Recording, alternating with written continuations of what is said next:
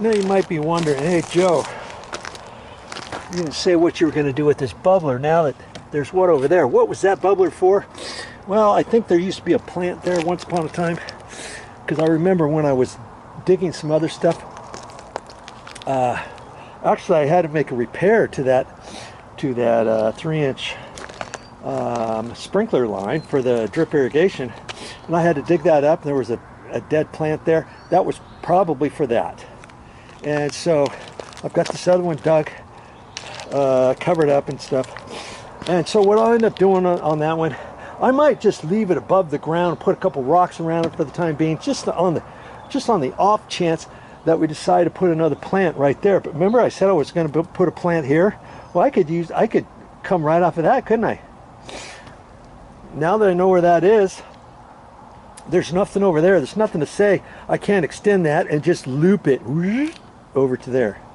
I don't have to do anything to that. I don't have to cut.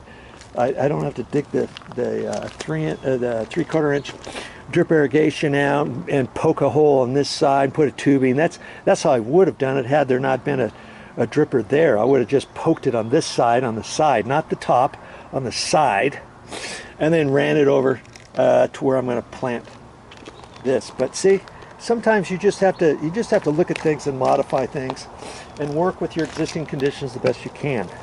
Okay, so now I'm going to backfill this. What I got to do is I want to, as I was digging this up, I came across quite a few of these rocks in here, and I came up with a couple other bigger rocks. Here's one over here.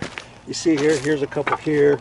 There's a couple over there. Well, I'm going to sift through this a little bit. Here's a nice one right there, and I can use that for landscaping somewhere else. I don't have to cover them, right? And especially I don't want to throw a lot of big rocks here in case I do put a plant here. I don't want to have to dig through the rocks. So I'll sift through this.